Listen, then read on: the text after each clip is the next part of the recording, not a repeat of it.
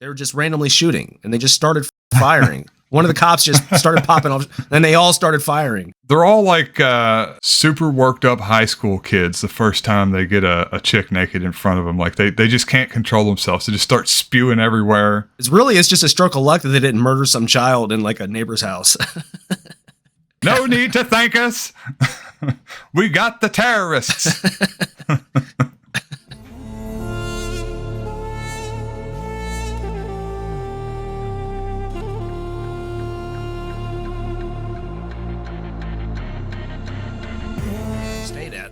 Clearwater Beach, man, it was lovely. Clearwater? Yeah, it's on the Gulf Coast. Huh. I guess I haven't been there. Is that like up at the northern part, or is that down a little bit? It's just west of Tampa. It's in the middle of the state. Oh, okay. Yeah, I've never been out that way. Beautiful, man. It's one of the nicest beaches I've ever been to, actually. They have like the white sand like Hawaii has. Yeah, Gulf Coast is way better than Atlantic Coast. Like I remember I went to the Atlantic Coast as a kid a few times. The water's like nasty and muddy, and the beaches are just that kind of like dirty brown sandy color. And then first time I went to the Gulf Coast, I went to Gulf Shores in Alabama, and that's kind of what it looked like right there, like white sand, blue water, just beautiful. Very, very lovely. I got on a big inner tube and just floated down the ocean for like an hour. It was so relaxing. I was planning on paddling to Cuba, but I wasn't sure restrictions were. I'm sure it'd be fine. I could smell the freedom. I don't think anybody would have an issue with it. I'd be like, get this motherfucker out of here. Raul would welcome you with open arms. I don't even think he can speak. He's very old, isn't he? Or didn't he? I was going to say, didn't he pass? I don't know. I don't know. He's not nearly as interesting as his brother, so nobody really pays attention to him. Well, he wasn't as good of a speaker. That's all that it was. Yeah. That's what it was. He doesn't have that charisma. Nobody cares. Not many do, man. Castro was a killer on the mic. Yeah. What have you been up to, man? Yeah. Nothing much. So here, I got something interesting for you. So I went back to court, and they wanted me to sign a piece of paper saying that the search and seizure of my home was legal. And I thought, well, this is really odd. They did they? That's what you want me to sign, huh? Okay. But that was about it. Like they threw that out, and then they just like laid it over again. Oh. But I'd never heard of that before in my life, that like, hey, sign this saying that what we did was legal. I guess it's not unusual for them to do this type of thing. Like they fucked up, and they know they fucked up, and they're trying to do like little skeevy shit to get out of doing it. Yeah, I don't think it threw my lawyer off. She was kind of expecting something like that. It was like either they do the right thing and drop everything, or they try to do skeevy shit to get out of responsibility for doing the illegal shit that they did. And, that's the route that they're wanting to take, at least right now. They're trying to avoid potential lawsuit, I imagine. Yeah, that's exactly what that is. Yeah, so I could take some charges, say that what they did was legal, and let them destroy all my property. And by destroy all my property, I'm sure that means the cops get to pick through everything. They just can't admit they were wrong, or they just... The election's coming up. They're so worried about their image. Exactly. That's exactly what it is. Yeah, they're all up for election. They just had the primary out here a month or so ago. So, election's coming up. They don't want to be responsible for, a big fuck up in a civil rights case. So try to scare somebody into signing some shit away. Have you done like the blood test where they determine your heritage, like 23andMe or any of those? Yeah. I wonder how much black you have in you. I have some like Aegean, Greek. I don't know. I guess it wouldn't be black, but it's like dark brown skin.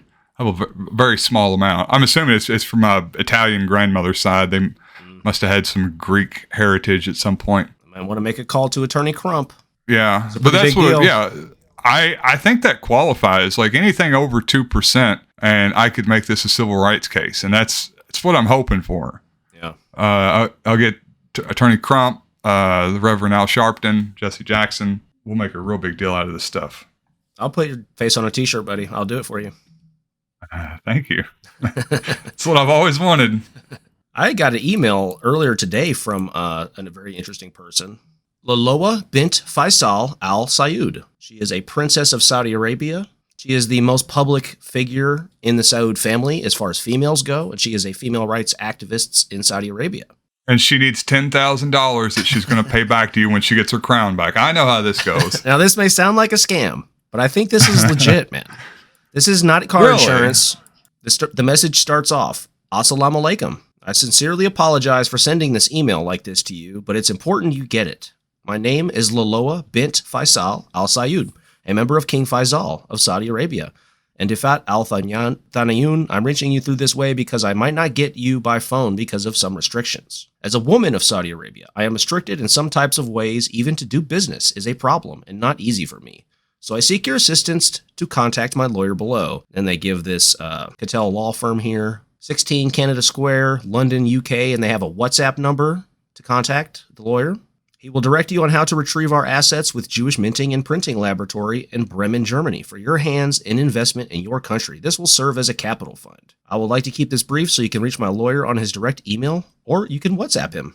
This is pretty cool. I might reach out to her for, to maybe get like an interview. She's basically the most popular female in Saudi Arabia. What was the email? Like, she wants you to reach out to her lawyer for her? Yeah, because there's restrictions on women in Saudi Arabia. Why you? What do you mean? I'm really something, Tony. I'm a big deal. I can pull some strings and get Princess Laloa out of there. She's in trouble. She needs my help. I don't know why I got involved in this particular subject this past week. The Boston Marathon bombing. Do you remember this happening? Yeah, I definitely remember it. That was kind of like the tail end of the big, exciting domestic terror events of the 2000s. We started off, obviously, with the bang, 9/11, and then it went into some, this is my remembering of the 2000s. Started off with 9/11. We go into the, what's the poison? Anthrax? Anthrax. We go into the anthrax attacks. We move on to the shooter, the man and his stepson that were like shooting people driving down the interstate. They were operating like Ohio and around Washington, D.C. So that was like 05, 06. And then towards the end of the decade, the last big one was the Boston bombing. I think there was two things I think that really interested me about this. One was the obvious conspiracy theories surrounding it involving the FBI. And number two was just the police ineptitude and hilarity that took place during these multiple encounters. Because these guys encountered the police multiple times. You've blackpilled me on the whole cop thing, man. Every time I see one of these stories, I start digging into everything the police fucked up on. Yeah. And there's always quite a bit there. It's so much with everything. It's always police ineptitude. Ineptitude or outright like evilness or just fear. Yeah. A lot of it's fear. I believe the first clip here is the actual bombing itself at this was at the finish line. So 2 pressure cooker bombs exploded 200 yards apart at the finish line halfway through the race ending. So half of the racers had already finished and the other half were coming across the finish line.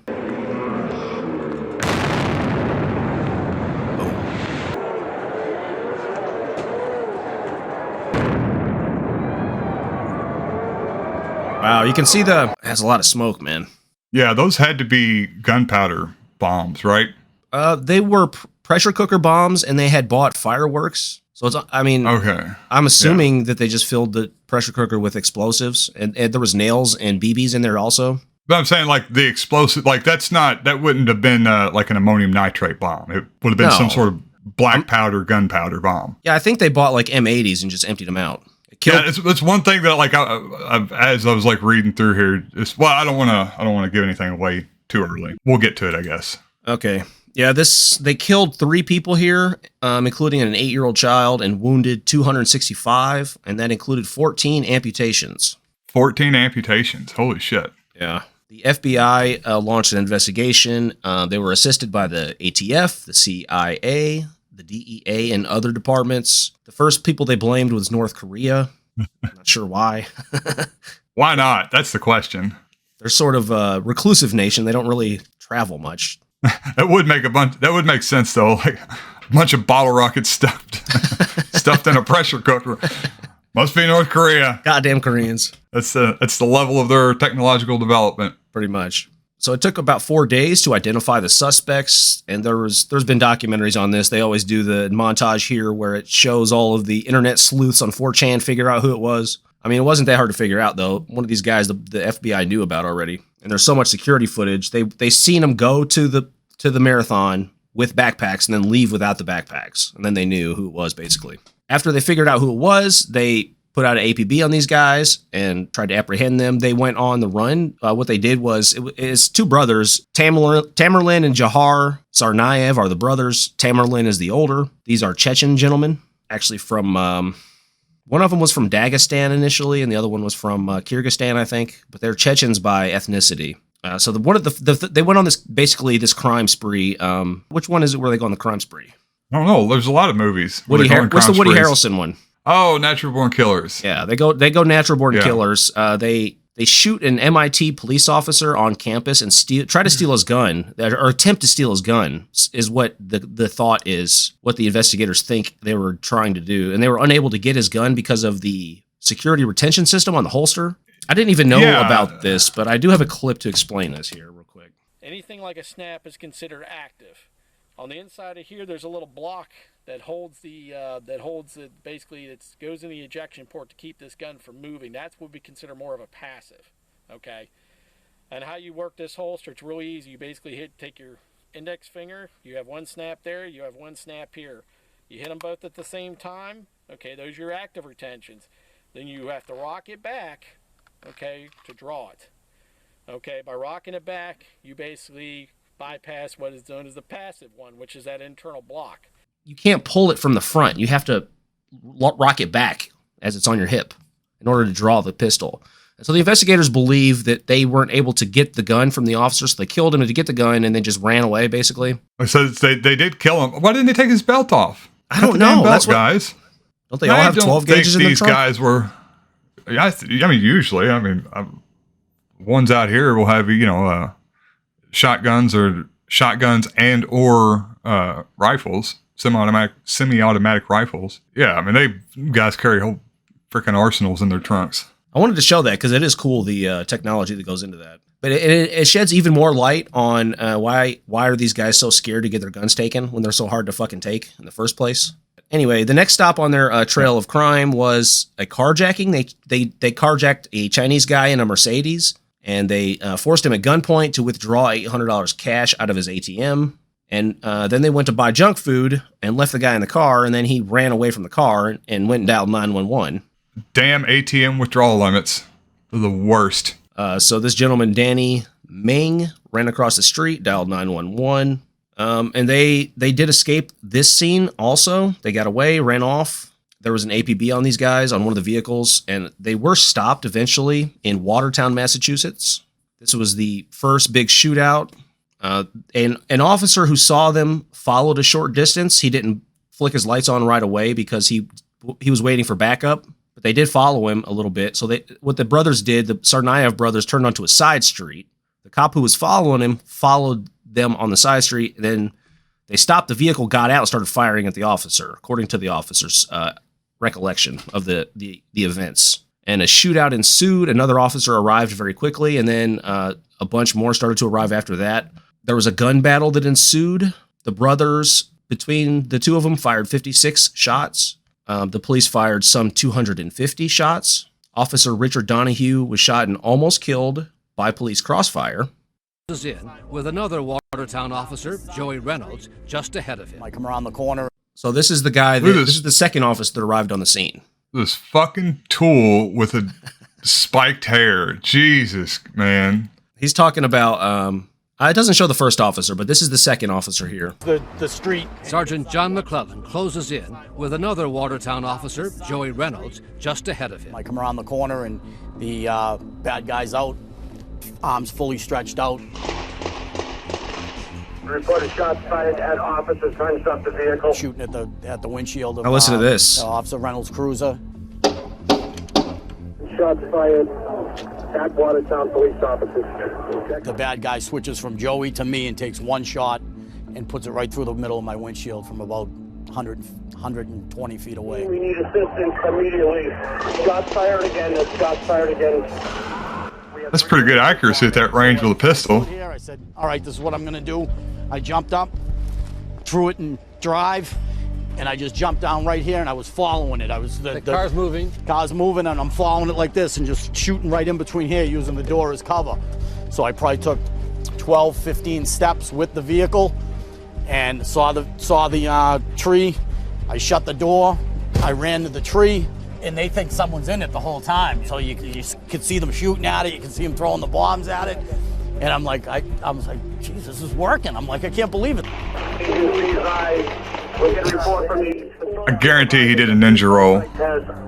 He like shuts the door and he's like tries to do a ninja roll, but he's incredibly overweight, so he ends up landing on his flashlight. Now a third Watertown officer, Sergeant Jeff Puglisi, responds. And I fired 3 or 4 shots. I was positive I was hitting him, but he wasn't going down. In more than 3 decades on the force, neither man had ever fired his weapon in action until this night. Who did you hit? Tamerlan. Did he keep shooting? He came charging up the street, shooting at me. So we're about 6 feet apart when he ran up that driveway. You're shooting each other? Yes. 6, 7 feet apart? Yeah. I emptied my pistol at him, and in the meantime, his pistol ran out of ammunition. I didn't know if it jammed at the time or what. And he kind of looked at his gun, looked at me, got frustrated, threw the gun, hit me in my left bicep. And he turned, he ran down back onto the street, took a left, I chased after him, and I probably left about 4 or 5 feet in the air and came down on the shoulders and tackled him. We had 8 bullets in him, and he was still fighting us. The only I had was my empty gun, and I pistol whipped him. I was trying to knock him out. I hit him as hard as I could, 10, 12 times. Couldn't knock him out. The young These two, man. He's been watching too many movies. Trying to like pistol whip somebody, knock them out. These two crack me up, dude. Jesus. Now, what I did was, What? I put the car in auto drive, and I used it for First cover. off, that accent should be illegal. That's the most atrocious, terrible, just assault on human dignity. They were throwing bombs at the car. They was throwing bombs at the car.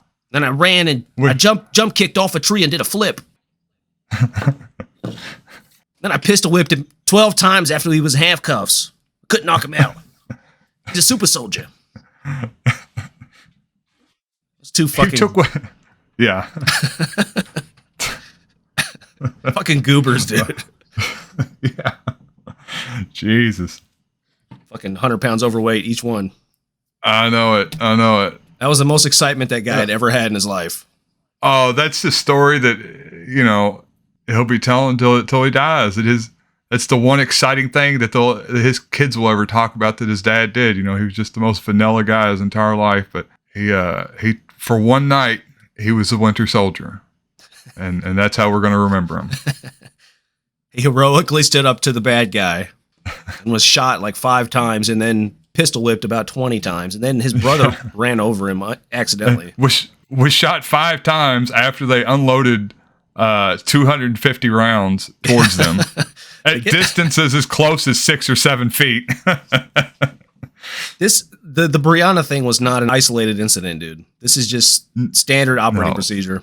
This is very typical for just incredible levels of incompetence from police everywhere. So Tamerlan, the older, was apprehended, but later died at the hospital. He was so fucked up. One officer died after being injured by a homemade hand grenade. And as I said, another officer was injured by crossfire. Only one gun was ever recovered from the scene, although they used, according to the reports I read, they used 2 improvised hand grenades and 1 pressure cooker bomb in the fight. So they had 3 improvised explosive devices, basically, as well, that they used in that fight. The younger brother, Jahar Tsarnaev, fled the scene and evaded the police somehow. He was in a separate vehicle. I guess he got in his vehicle and they weren't able to follow him for some reason. So he took off. He was in hiding. They shut down the whole city for basically 12 hours. The police sealed 20 blocks of the city. They issued shelter-in-place orders, and then they started going door to door with the SWAT team. 12 hours later, there was an old guy who spotted blood on his boat, and he called the police. According to Boston Police Commissioner and the police chief, Jahar was in a gun battle with police for over an hour after they responded to the scene. So the police chief and the police commissioner both claimed that Jahar was firing at them and they were firing back for the next hour. He was 20 years old at the time, the younger brother, Jahar. He's the one in the boat here. Their own hundreds of agents and police responded to the scene, guns drawn.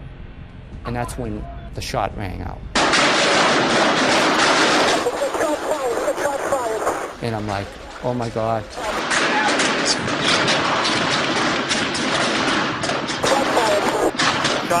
Shots fired, we have that. More than 250 shots into the boat itself and dozens more into surrounding homes. This one missed a child's bed. Other rounds smashed into walls, vases, furniture in the homes of neighbors. Hold fire, hold fire. You know, I knew we had to stop that firing right away. And right away, I'm yelling on my radio and I'm yelling to my guys and they yell, Hold fire. hold your fire, hold your fire. Hold fire, hold fire.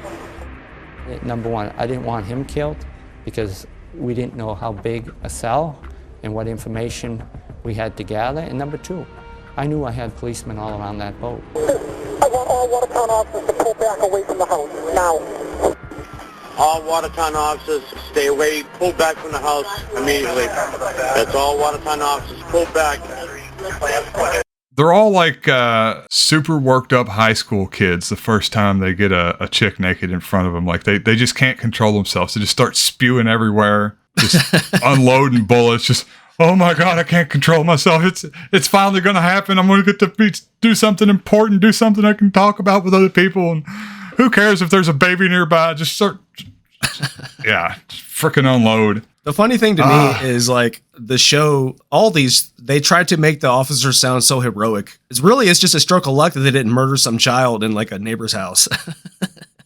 Isn't it always though? It really like, isn't it always just a stroke of luck that they didn't kill somebody or another cop or like, you know, yeah, blow up a fucking gas tank somewhere or some shit. So he never had a gun. Jahar never had a gun. He was in the boat. They were just randomly shooting and they just started fucking firing. One of the cops just started popping off, and they all started firing. My goodness, yeah, yeah. That's exactly what I would have expected, though. Like, so this was not the shootout for an hour that you were. Yes, the police supposedly, Okay. according to the police commissioner and the police chief, he had a gun and he was firing back at the officers for an hour. Yeah. Well, that's what I was.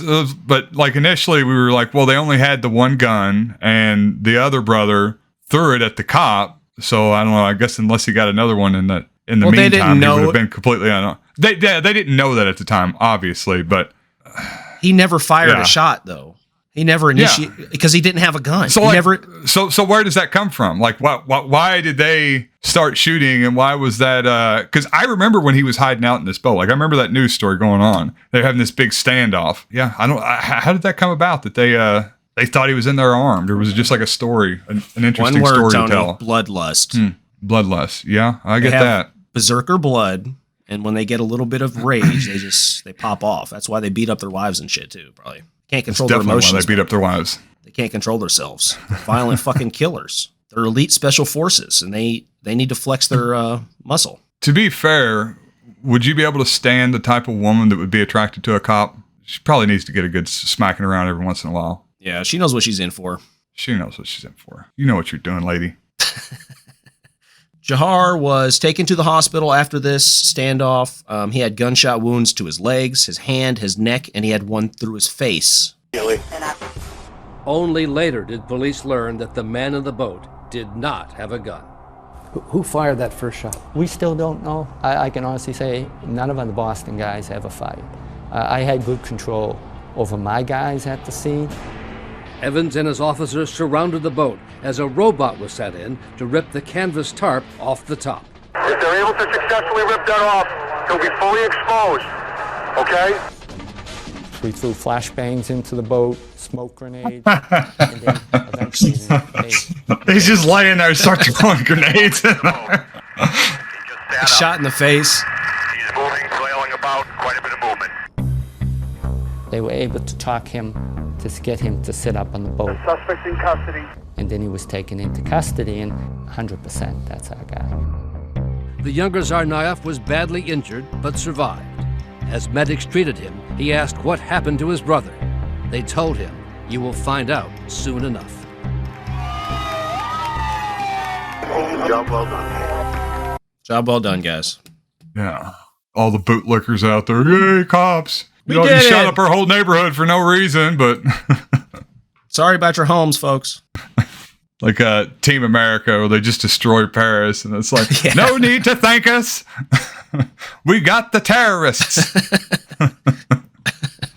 That is literally American culture in a nutshell, man. Yes, it is. It's so funny Oh, because Jesus. it's so true. Yeah. This happens every time. They shot 250 rounds into the boat where he was like dying in, and then started throwing fucking grenades in there, flashbangs.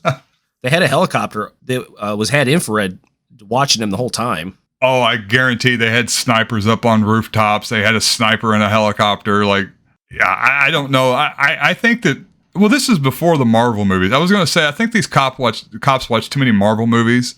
So they think that like every guy that they're going up against is going to be like John McClane. John McClane, or, well, they think they're John McClane.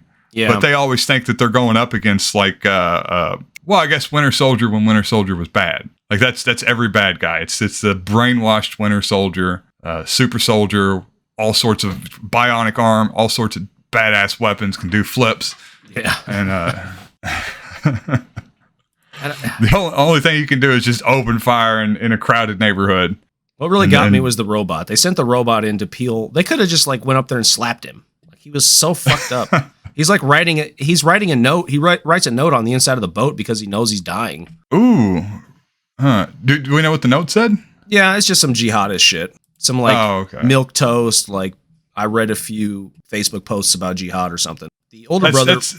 I guess that's pretty typical for a 20-year-old. If I were in that position at 20, I would have just like scribbled out some quote that I remembered from Nietzsche or something like that. Yeah, they're Muslim, so that was their counterculture.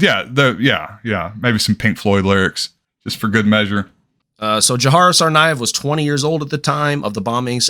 In 2013 was the bombing. He was charged with the use of a weapon of mass destruction and some other 30 other felony charges. Lindsey Graham, John McCain, and some other senators wanted him tried as an enemy combatant. This would void his right to an attorney. Damn. Alan Dershowitz spoke out publicly against this idea, however, and he was tried in a regular federal court. He was held in solitary confinement in a medical facility for the duration of his trial. He was locked up in solitary for 23 hours a day, and he was still better than county jails. It depends. County jails, you ain't even getting your hour a day in county jail usually. No, but you're not in solitary for most of it. For most of it, sometimes you are. Sometimes you are. I did a week in solitary, didn't get out. A week is a stretch in solitary, man. It wasn't fun. That's for sure. I empathize with you, Jahar. I know what it's like, brother. Allahu Akbar. He was found guilty on all 30 counts. I think they deliberated for like 2 hours or something. He was sentenced to death by a jury of his peers. May God have mercy on his soul. However, the First Circuit Court of Appeals reversed the death penalty conviction against him. Well, they reversed the sentencing part of the trial. The presiding judge didn't thoroughly question the jurors on whether or not they had prior knowledge of the case. And this took place in Boston, so obviously they fucking hadn't heard all about this. Clear case of Miranda violation, or I guess this would be a Miranda violation. But there was also a Brady violation involved. The presiding judge didn't allow evidence of Tamerlane's potential influence over his younger brother. Apparently in Muslim culture, I guess where they're from, the older brother is like the head of the household and basically bosses around the younger siblings. And the judge didn't allow any evidence, even in the sentencing phase of the trial, to try and get him out of the death penalty based on that knowledge. Because his older brother was the mastermind. Yeah. He was on the FBI watch list and all that shit. Yeah, I don't know. I mean, it was a big case. I'm sure they already knew what the outcome they wanted was, and they weren't going to let anybody or any jurors deter them from getting what they wanted, which was, I guess convictions across the board and maximum sentence. Well, Tony, you're implying that the judge is biased, and that can't be true. In our system, the judge is supposed to be unbiased. Yeah. They are, aren't they? They certainly are. The case was appealed to the Supreme Court.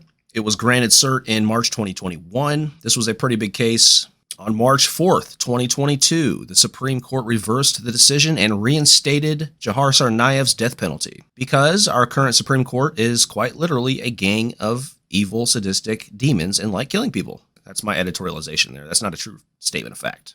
In the dissent, Justice Breyer wrote that, quote, "This evidence may have led some jurors to conclude that Tamerlane's influence was so pervasive that Johar did not deserve to die for any of the actions he took in connection with the bombings, even those taken outside of Tamerlane's presence." And even if the Muslim connection wasn't there, even if there wasn't this weird dynamic between older siblings and younger siblings, there's still an influence there. There's always that peer influence in any sort of group like that, man. The younger brother was pretty normal.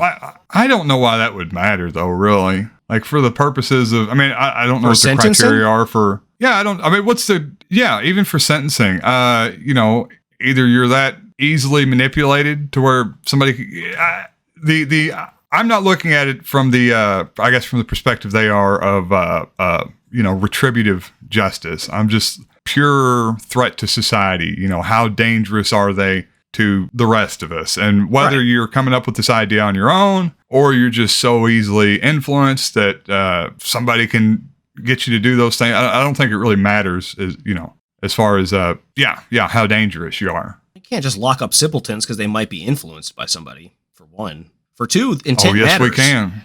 Intent matters. Yes. Like, if you're easily influenced, then, like, your intent may not be, you might not have no idea what the actual intention of the plan is. You just follow through with it because you're influenced by somebody. Something like, if he didn't know, but I mean, I think he pretty clearly knew what he was doing, right? Sure. And knew what was going on. Yeah, I don't know. I kind of wonder what the... Well, when they come to sentencing, when it comes to like a death penalty case like this, there's things called mitigating factors. This could be a potential mitigating factor. Sure. There's, things that make the charge worse and things that could make the charge not as bad, depending. He is currently on death row in a federal prison in Florence, Colorado. Hanging out with your boy, Kaczynski, out there in Supermax. So Biden has a moratorium on the death penalty for federal criminals right now. So he won't be executed for the next 2 years, at least, I guess. Which is ironic, as we're going to find out. Yeah. We'll discuss some more on this later, I guess. So there's this conspiracy around this case that was also pretty interesting to me. Tell me what you think about this. We'll go through this a little bit, and let's see what your first reaction to it is. So the conspiracy goes, Tamerlan and Johar Tsarnaev were FBI informants.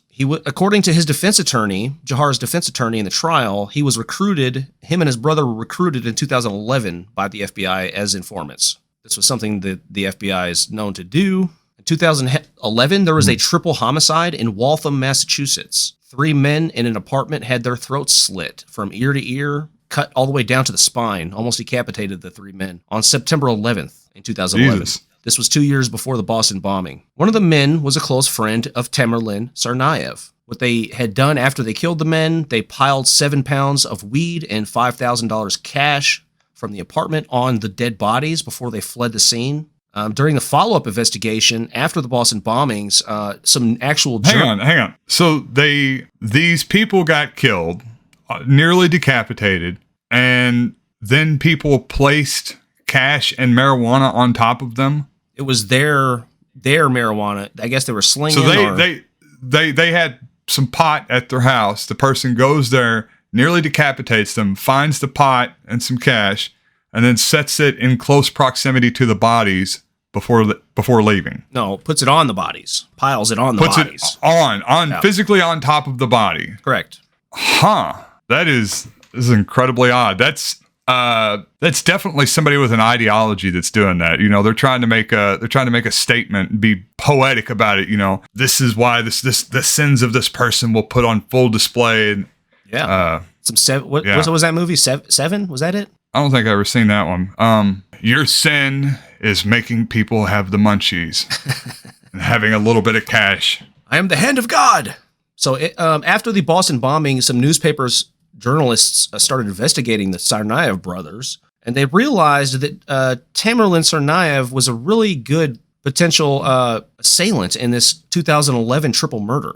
And in fact, there was tons of evidence linking him to the crime. And what was his friend, actually his best friend at the time, who was murdered, and his friends, the ones that got the weed put on them. There was evidence, there was cell phone data linking them to the area. Well, not linking them, linking Tamerlan specifically to the area.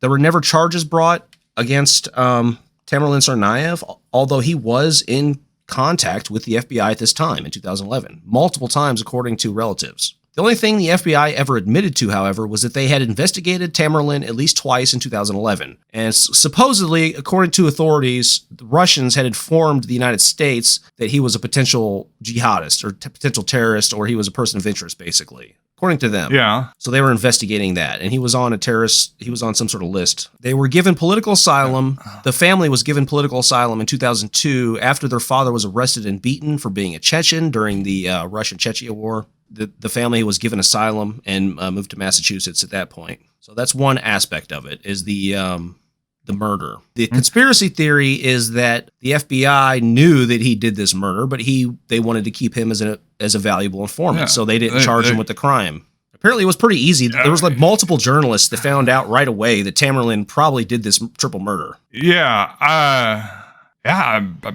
maybe. I mean, I could see, them looking the other way for obviously like a lot of lesser crimes. That seems a bit excessive, but who am I to underestimate the complete incompetence of police and the not even incompetence, like.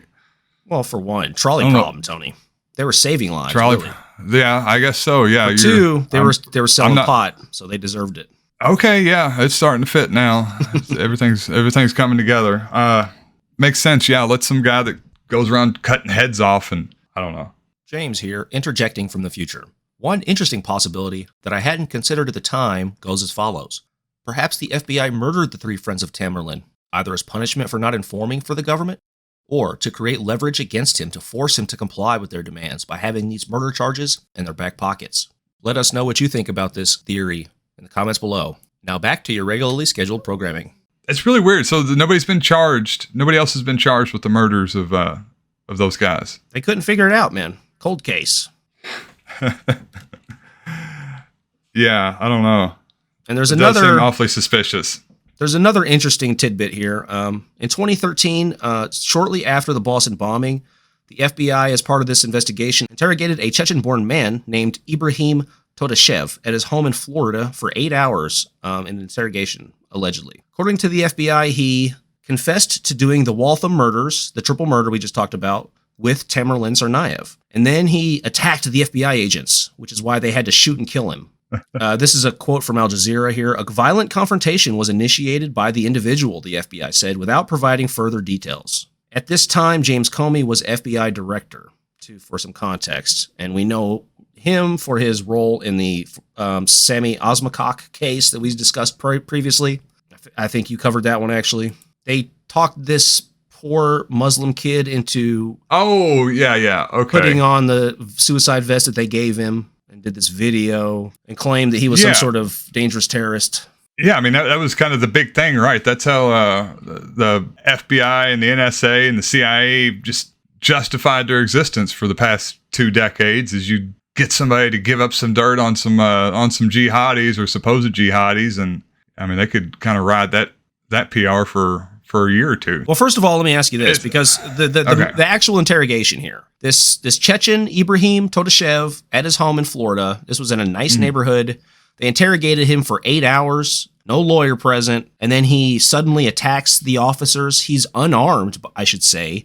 And I believe there was 3 agents. There was 1 agent and then 2 state police present. Supposedly he attacked the FBI agent and they had to kill him. He was unarmed. Yeah. There's 3 of them. At his home during an interrogation. It seems very, very strange. It does seem very odd. Like, and then they claim that he confessed to these murders involving Tamerlan as well. Unfortunately, he's dead, so he can't ever. And they don't have any recordings of it. So they went down there to. I'm assuming they go down there to interrogate him for 8 hours, and they're just what? They're going to remember it. They're just jotting it down, or. That's a good point. Yeah.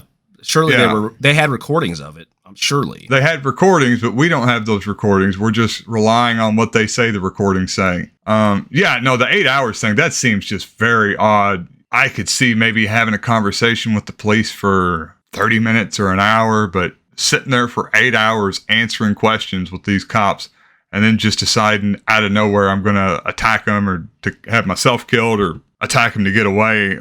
I don't know. It seems highly unlikely.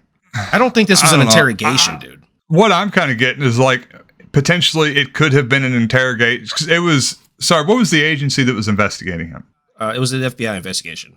Okay.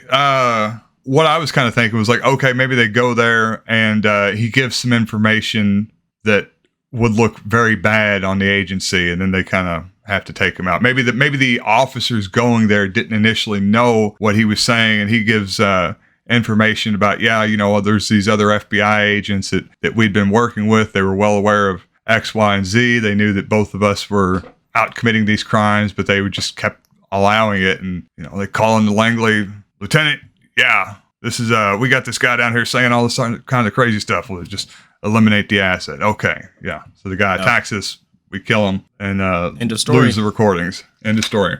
If an individual is an FBI informant, then the FBI doesn't have to unseal those. They don't have to provide any records pertaining to that individual. They can, for history. There's no 20-year limit. There's nothing. If they have information about, for example, Tamerlan being an informant, we'll never know. Yeah. Unless the Proud Boys go in there and open the vault or whatever. Get at it, boys. It's highly likely that they'd had some interactions, whether they were informants or whether they had just been having interactions unknowingly with FBI officers. One thing that I get from this whole case is that these guys weren't the brightest. Kind of from the get-go. There's a couple things I jotted down. Definitely not. Yeah, like the bomb, the way it was made, it seemed incredibly amateurish. This is somebody that didn't spend any time or didn't talk to any actual jihadi that had any experience in bomb making. Well, that's not true. The reason the FBI were investigating them, or the reason the FBI had them on the list, was because they were visiting this jihadi website where they show you how to build improvised explosive devices, basically. And the pressure cooker bomb is pretty efficient, isn't it? It's not nearly as efficient as an ammonium nitrate, and you get ammonium nitrate just as easy. The security retention, I don't know.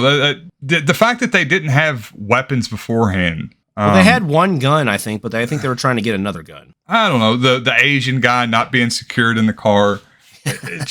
It seems they went in to get junk food and left him in there by himself. Yeah, it just seems all really, really amateurish. They caught him because his cell phone. They left the Chinese guy's cell phone in the car, and they pinged the guy's phone. That's how they caught him in water for the first shootout. And so I don't know. What I'm kind of thinking is that like they probably had a lot of contact with people that they thought were jihadis, but I imagine, based on knowing that this has happened many times before, that they were probably just talking to a bunch of FBI agents, and then when something like this actually happens and they do go out and commit an act of terror, the FBI would probably be inclined to not admit that they had been in contact with these guys and kind of directing them down the path of jihad, but not right to jihad for a year or two prior. And then that these guys, kind of got out of control and ended up doing something. That would be a pretty embarrassing thing to happen for the FBI. Well, or whichever agency that, was guiding them along. Definitely. If it came out that the FBI had an informant who had committed an actual terrorist attack, that they knew about this guy, but he did this attack, that it would make them look fucking terrible. Like they were completely incompetent. Or if they were just like the On My Cock guy or whatever his name is, that they were setting him up to do a terrorist attack, and then he actually just went and did it. Yeah, but they're supposed to prevent it. Yeah, they are, aren't they? I think, first of all, the Ibrahim Todashev guy from Florida is definitely an informant. It's very clearly like they knocked him off because he knew some shit, or he was going to say some shit that was going to make him look bad. Yeah. There's no way. There's 3 of them, and they were all fucking armed. That was a fucking murder. They murdered him. Not after 8 hours. Like you're going to make your decision. What if I spend 8 hours in a room with somebody? It's because I'm comfortable with that person. Yeah. Like I'm sure there's a psychologist could explain that. Like you're not going to just at 8 hours decide to whatever it is that they're claiming that he did. Like I said, whether it be suicide by cop or whether he just tried to get away or actually was trying to kill him. I don't know. It smells like shit. Yeah, it smells rotten, don't it? Plus, like any sort of, like any scenario like that, these guys are all these FBI agents are smelling their own farts, man. They're just waiting to swing on somebody. If this guy was starting to get rowdy, they'd have beat the shit out of him. They wouldn't have just pulled out a pistol and shot him. Oh, yeah. His eyes start getting a little bit too shifty. They'll be like the other cop with all the mousse in his hair, just pistol whipping the shit out of him. Pepper spray him and shit. As far as Tamerlan Tsarnaev, it could be, this is just theorizing here, but it could have been that he was an informant in 2011, but that maybe they didn't want to work with him anymore and they cut him off or something like that, or like, you know, disavowed him or whatever they call it. He got mad at that point, decided to say, fuck it, let's go, let's do it. Let's do the damn thing. Could be a situation like that. That's definitely. Seems like. These guys don't think I'll do it. Screw them. The FBI has an unlimited budget. Like probably like 80% of all Muslims in this country are informants. So they know about most of them, especially the ones they grant political amnesty to. Anyway, there was that. It was the Florida, the murder of this potential witness to the triple homicide, and the triple homicide itself. Those two things to me smell a little fishy, man. Seems a little sus. Yeah, it does. I'd never heard about the triple homicide thing. FBI bars Florida for releasing Todashev autopsy. All right, we are back here. All right.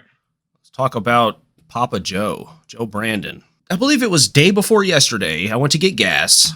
As I was filling up at the tank, some white gentleman in a four-door pulls up next to me with his window rolled down. And he said, Biden's really losing a lot of votes with these gas prices. I'm like, sure thing, buddy. He kind of looks at me for a second and drives off.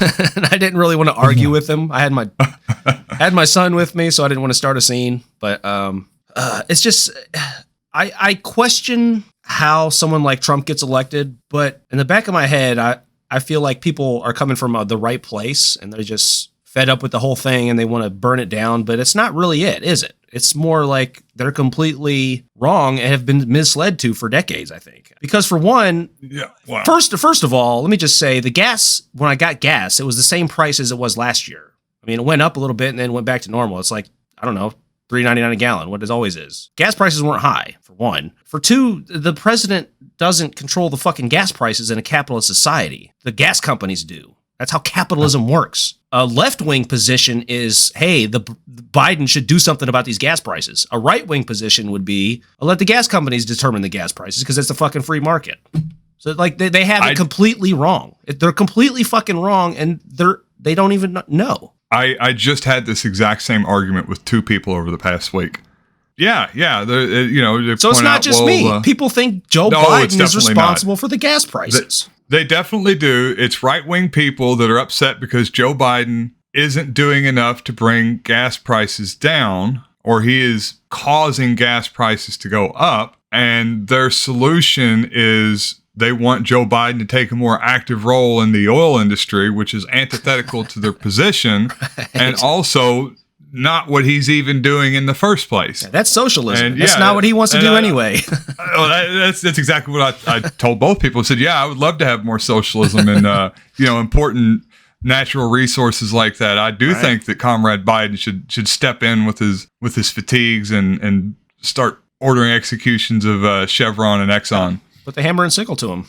Put the hammer and sickle to him, buddy. But well, people pay their fucking gas bill, like their propane bill or whatever. They pay it's not publicly owned, but it's publicly regulated. It's a publicly controlled monopoly is what the electric company is. People pay that every month. What if you just paid a gas bill every month for your petrol? And it was the same thing. They have that in some European countries. Treat it as a utility, right? You just fill up your car every day at your house and you pay a bill at the end of the month. Wouldn't that make more sense?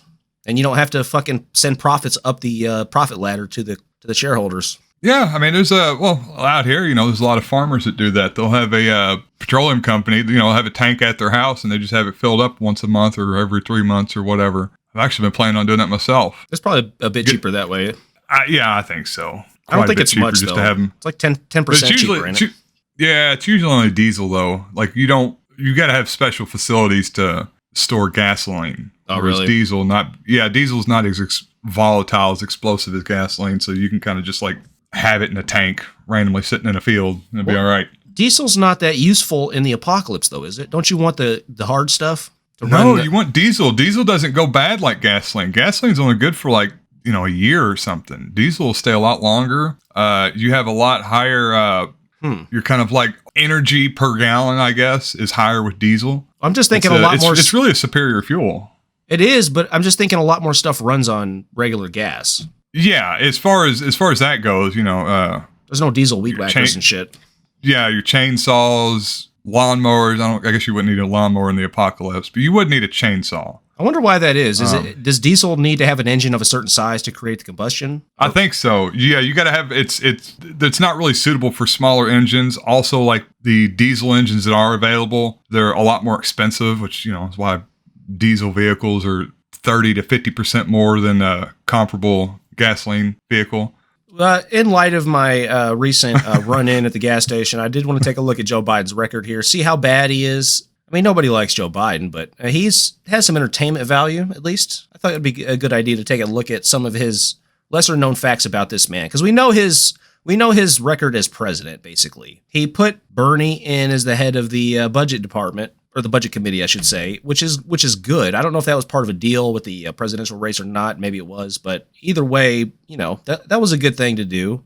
He's done some good things as president, but for the most part, he hasn't really been able to really pass shit because he's been getting cock-blocked, and he hasn't really done shit about that, either because he's complicit or because he's a pussy. I think he's got a very old school view of politics that he just can't get out of his head, that, they're going to end up, they're all buddies. Him and Mitch McConnell are behind the scene. Eventually, they're going to put all the politics aside, and they're going to work out a deal betwixt one another. I don't think that I've heard that a lot, but I don't think that's true. I think Biden's a lot feistier than that, and he's a lot smarter than that. I think he's complicit, man. He's a true neoliberal, I think. I think on some level he agrees with Manchin.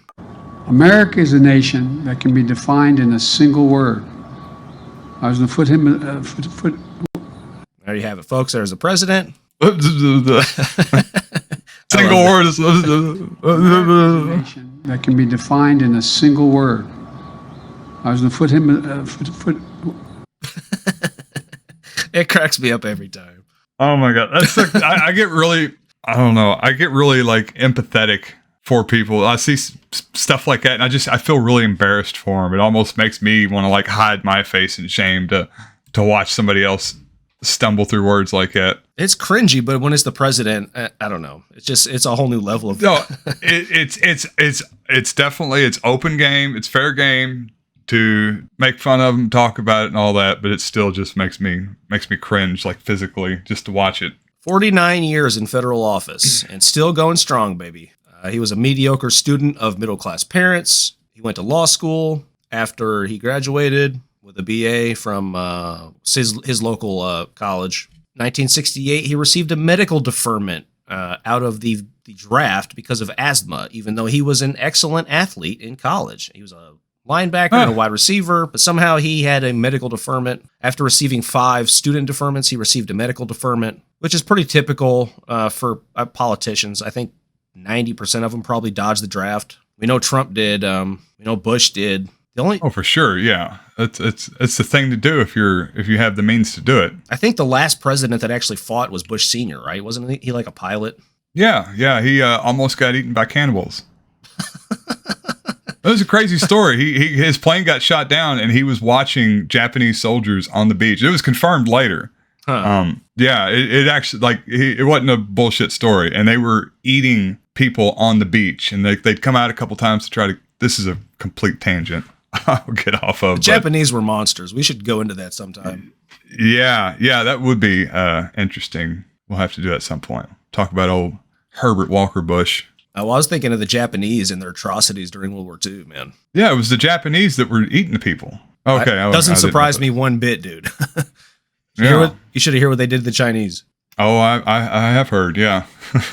So he was a public defender before opening his own small law firm. He ran for city council pretty young. He served 2 years at the age of 28, and he ran for Senate after that and became a senator at age 30. A few weeks after the election, his wife and 1-year-old daughter were killed in a car accident, unfortunately. And in 1988, Joe Biden ran for the Democratic nomination for president against Dukakis, who wound up winning the nomination. Also in the race were Jesse Jackson, Al Gore, and there were a couple of others. He was the front runner in this particular Democratic primary, but he eventually pulled out of the race. He was a firebrand in his early days, man. Yeah, I don't think you can. I guess there's probably one person that's been in Washington for more than a couple terms that hasn't lost the firebrand attitude, and that would be Bernie. But yeah, I think for most people, you can't be in federal office for 49 years and still really hang on to any principles or morals. It's almost a prerequisite for being there that long that you have to just give up and become one of those Washington swamp creatures, which he definitely is. I was almost going to disagree with you, but I think you might be right, man. Because honestly, Bernie is the exception to the rule. Because even like AOC has really become fucking watered down and liberalized to some degree. She still supports labor pretty extensively, but her other sort of social issue positions have gotten pretty liberal, man. But Bernie's still doing the damn thing, man. Somehow or another, Bernie holding strong all these decades. He's still fucking all there too, man. He puts out YouTube videos all the time. Imagine just what could have been. Just what But could have still been could if the be. DNC hadn't screwed him. People are talking. Yeah, I know, right? Fuck the DNC, dude. You know, it was Hillary behind the scenes. Yes, it was. So she this is the DNC. This is an interview during his presidential race in '88 when he was running for the Democratic nomination. Could you quickly? I think I probably have a much higher IQ than you do. I suspect. I went to law school on a full academic scholarship, the only one in my class to have a full academic scholarship.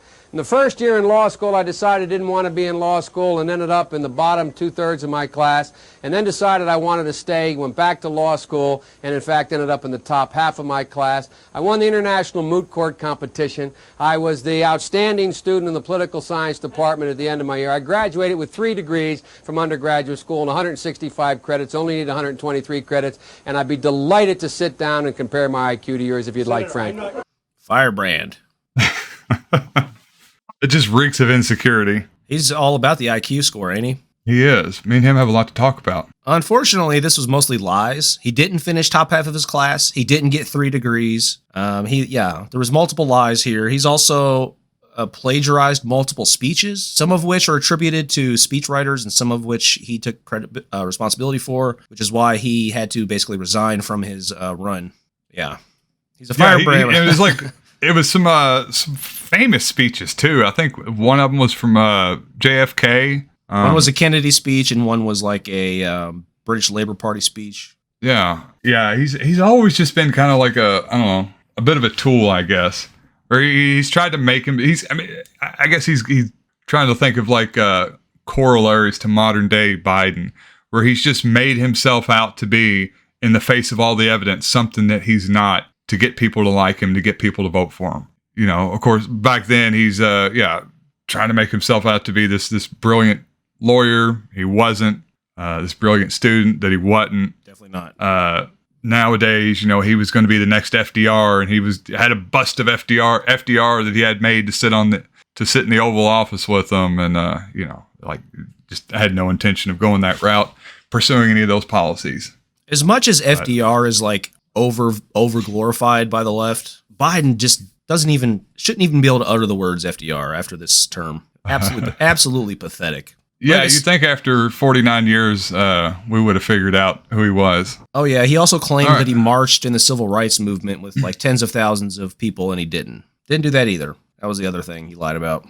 Well, yeah. So in light of our comrade Joe, he has just recently proposed the Safer America Plan.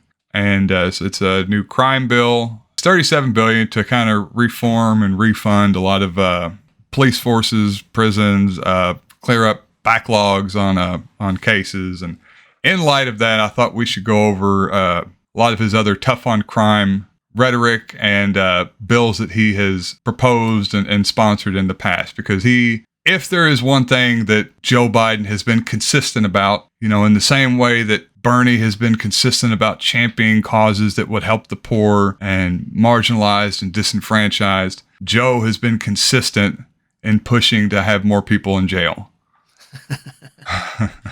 Yeah, funding for the police and improved police accountability. So the police accountability, this is something we talked about previously. They're going to try to do a national registry so that when cops get fired in one area, the next department can at least see that. There'll be a national registry, so they can't just move. I'm sure they'll still be able to, but at least they were talking about this fucking 20 years ago. They never did it. Yeah, apparently not. Well, you know, the police unions are strong. Police unions are strong. Union strong, baby. Yeah. Yeah. So, and then gun violence.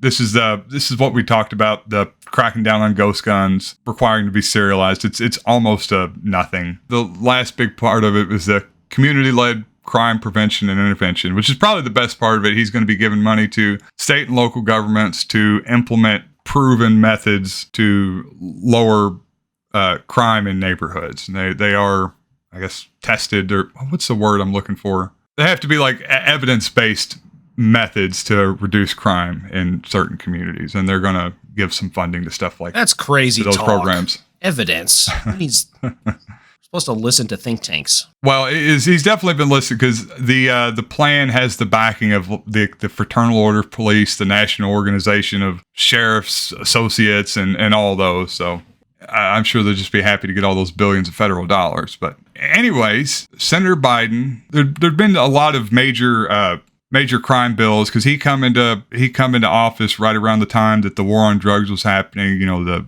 Nixon administration. And so he kind of hitched his horse early on to, I guess that movement, those pushes to reform drug laws, reform sentencing in the U.S. Made some really nice friends, apparently. This fellow named Strom Thurmond, and there was another guy is a segregationalist, Republican segregationalist, that for some reason or another also wanted to push the same policies that Biden was happy to push. And I wonder what it is that they were interested in these tough on crime bills for. The first big one was the 1984 Comprehensive Control Act. This is pushed by Biden. This was actually a bill authored by Strom Thurmond, but Biden was one of the big Democratic supporters of it. It set up an early version of the three strikes law, which it's not the worst. I don't really necessarily have an issue with the three strike law. That's higher sentences for a crime if you're like a repeat offender. You have multiple felonies, even if it's the same felony with the same normal sentencing guideline. As you increase the number that you have, you end up there's enhanced penalties for being a repeat offender. The third one is life. People are serving life sentences for 3 drug felonies. Now, his was not the third strike is life. It was kind of the early version of it where they just had enhanced penalties. So something like that, like I don't have a problem with it for actual violent felonies, which is what it was supposed to be for. Of course, as we're going to find out, like violent felonies includes just about everything. So part of this was the Armed Career Criminal Act. So conviction of 3 violent felonies will lead to a minimum 15 years up to life in prison. So if you're wondering what is a violent felony, this includes things such as pickpocketing, purse snatching, and drug crimes. So it's not quite the same usage of the word violent that I would use, but maybe they're using the Jordan Peterson dictionary where words don't really have meanings. If you break into a house and nobody's there, it's just breaking and entering. But if you break into a house and somebody's there, then it becomes a violent crime, a violent felony. Even if there's no violence, just because somebody's there. So they set up new rules for civil forfeiture, including equitable sharing. So civil forfeiture was kind of new at that time. This is where if you're involved in some sort of drug crime, the police can take anything that they assume may have helped in the facilitation of your felonies, whether it be cash, guns, anything that was cars, a product of your ill-gotten gains, your cars, property, boats, whatever. And so they set up this process by which the police and prosecutors could steal property from people. There was a lot of issues with how it would get shared. And so in the 1984 Comprehensive Control Act, they set up an equitable sharing doctrine whereby the arresting agencies, the prosecutors' offices, and any other agencies involved in taking the property would all get an equal share. So they quit fighting about who got the cool cars, which is obviously what they're upset about. That's what I'd be upset about. I'm sure they're fighting right now about who's going to get my AK. It's not them. It's the department. It's not them, is it? I guess they get to drive the cool car. I don't know. I don't know how it works. Yeah. What is the mindset of a cop? I don't know. I want to see what's in there. How much are they really benefiting from a local police department if they get $100,000 worth of stuff? Like obviously a portion of that, let's say the $100,000 goes to the department. Like how much does each individual officer actually benefit from it, from that $100,000, aside from getting like in what really way? Cool.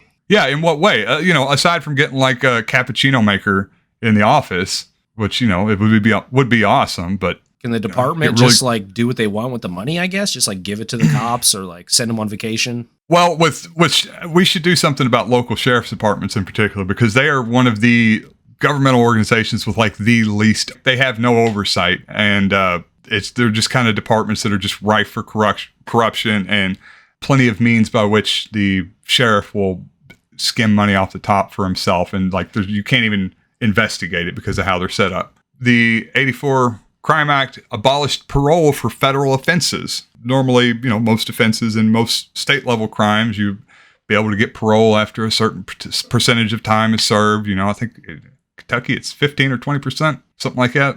It depends on if it's violent or non-violent. Depends on, yeah. So I guess if it's a violent crime, you usually got to do 50% of the time before you're even eligible for parole. If it's like a non-violent drug offense, you might have to do 15, 20%. If it's a federal offense, at that point in time, if it was a federal offense, you did have eligibility for parole, and they got rid of it. If you get caught carrying a pound of weed from one state to the other, and they give you 5 years, you will be serving 5 years. And then he also increased federal penalties for marijuana offenses, including trafficking, possession, and cultivation. So increased marijuana offenses. Jesus Christ! In 87, increased them. No, this is 84. 84. Okay. Yeah, the parole. Yeah, it was only for after 87. Gotcha. And it continues. Just 2 years later, he strikes again. The Anti-Drug Abuse Act of 1986. This time, we substantially increased the number of drug offenses with mandatory minimums. The mandatory minimum of 5 years without parole for 5 grams of crack. Just for you all that aren't familiar, 5 grams is a good weekend with the homies. Whereas powder cocaine, there was a 5-year minimum that was set when you hit 500 grams. Which is, like partying with Hunter Biden territory. So obviously there's a big disparity there. 5 grams versus 500 grams. And it's essentially the same drug. It's just, how you use it, which, you could still smoke powder cocaine too. But, a lot of people have pointed out that the big disparity, the big difference between these two is the melanin content in the skin of the people and communities that will predominantly use powder cocaine versus rock cocaine. I would argue that it's also like the class of people who would use each one. Oh yeah, sure. Yeah. I guess crack has always been kind of perceived, and it is predominantly like a poor person's drug. It's something that you find in the hood, something you find in the ghetto, just in poor areas. Whereas powder, that's something that wealthy people do on the weekend while they have sex with underage girls. Wolf of Wall Street shit. The Anti-Drug Abuse Act of 86 led to an average increase in drug convictions from 22 months to 33 months. After the passage, the number of black incarcerations went from 50 per 100,000 to 250 per 100,000. This is a 5-fold increase. This period of tough-on-crime legislation following the implementation of the drug war over a decade saw the creation of the language we still use today when discussing these subjects. So when we hear phrases like protecting our children and creating a better society, these were phrases that come out as a result of the anti-drug policies of the early 80s, mid 80s. This is still a language we hear being used today. It's all about protecting the children. And of course, if we could go back at these times, look at these acts, it's very little about protecting the children. It's making people in suburbs feel safer because they've been told to feel scared and to vote for whoever they need to vote for. The children whose it's not helping are the children whose parents are incarcerated. That's a really good point. Yeah, the children who are having armed teams of SWAT officers throw flashbangs in their front door as they come in to arrest their dad for selling 2 grams of crack. Those children are not safer for these things, and that lose their father for a lifetime sentence. You gotta lock up all the competition the CIA has. We need to make sure they're the only ones running the fucking scene. So he also, 1988, another 2 years later, he established the Office of the National Drug Control Policies. This is the leader of which we call the drug czar. I did not know this. By law, the drug czar must oppose any attempt at decriminalization or legalization. This is obviously also the same with the office that he's the leader of, but what is this? I've never heard of this. It's an executive advisory board that I guess advises the president and the executive office on what drug policy should be in the U.S. Incidentally, the answer is always lock everyone up. So the Senate passed a law that says the president has to listen to the drug czar, and the drug czar has to have a certain ideology. How can they do that? I guess the president could just say, "I'm not going to listen to the drug czar." I guess. Well, the president appoints the drug czar. So, okay, but if he has to by law have a certain ideology, by law, the drug czar must oppose any attempt to legalize the use in any form of illicit drugs, according to the Office of National Drug Control Policy Reauthorization Act of 1998. Director of the ONDCP shall ensure that no federal funds appropriated to the Office of blah, blah, blah shall be expanded for any study or contract relating to the legalization for a medical use or any other use of a substance listed in Schedule 1 of Section 202. Yeah. Sure, he's fun at parties. Yeah, I bet he's just a blast. But yeah, it's kind of odd that all these guys are like ex-cops, ex-prosecutors, and they all think that all drugs should be illegal and that arresting people is the only answer to this. Incidentally, Hunter S. Thompson, he had talked about the drug czar, I guess, under Nixon, sometime in the 70s or 80s, and he was just kind of pointing out how odd it is that we always put the person that we always put in charge of drug policy in the U.S. is always an ex-cop or an ex-prosecutor that has never had any experience actually using drugs and looks at it purely from a control perspective and doesn't have any empathy or understanding of the people or the substances they're going after. And Thompson, being that crazy, radical, wild-eyed madman that he is, was suggesting that maybe we put a actual drug user or a recovering addict in charge of our drug policy, but I don't know. That just sounds like nonsense to me. I just say we dose everybody on their Sweet 16 with LSD. I'm down with that. Make them drink the meat of knowledge. The meat of knowledge, yeah, from Northman. Yeah. Some mushrooms at least. You got to do some sort of psychedelic, hard psychedelic. Just no pussy 1.5 gram of mushrooms. Like you got to go all the way. Not a heroic dose, but like 3.5, I would say. Yeah, three is a good Very dose safe. of mushrooms. One time, just to understand. So we got a little clip here from '94. This is Joseph Robinette Biden talking about. This is him giving a speech in support of the. So this is also in concert with Strom Thurmond, who is a noted segregationist. Whether or not the person that is accosting your son or daughter or my son or daughter, my wife, your husband, my mother, your parents. It doesn't matter whether or not they were deprived as a youth. It doesn't matter or not whether or not they had no background that enabled them to become socialized into the fabric Spit of it out, society. Joe. It doesn't matter whether or not they're the victims of society. The end result is they're about to knock my mother on the head with a lead pipe, shoot my sister, beat up my wife, take on my sons. So I don't want to ask what made them do this. They must be taken off the street. That's No sympathy, no empathy, no understanding. About that cadre of young people, Just the cold jackboot of the law.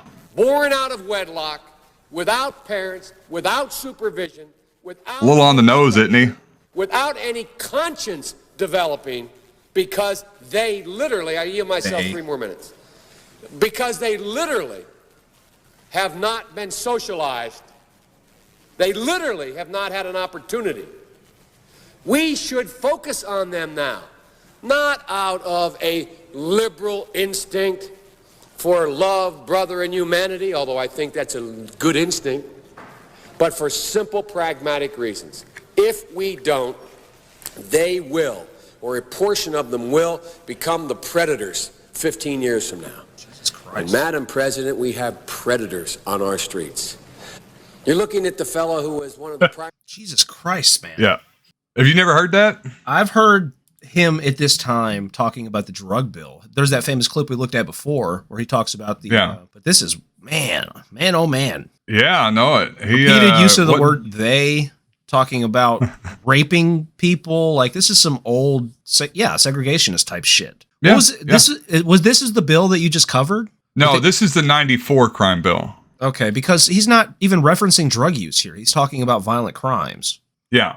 Well, this is kind of how they've couched everything. So It's always, the bill is just addressing violence in the streets. But of course, when they talk about violence, it's all interconnected with drugs, and they consider drugs violence. And you know, that's essentially what the majority of the prosecutions are going after, you know.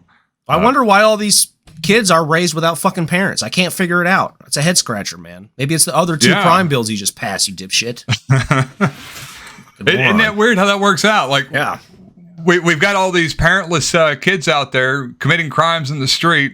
You know, what can we do to keep that from happening? Well, we'll just lock them up too. Or we could just keep them from being parentless and help them and have some of that liberal empathy that he was so dismissive of. These goddamn single mothers are a plague on our society. Let's pass some stricter crime laws.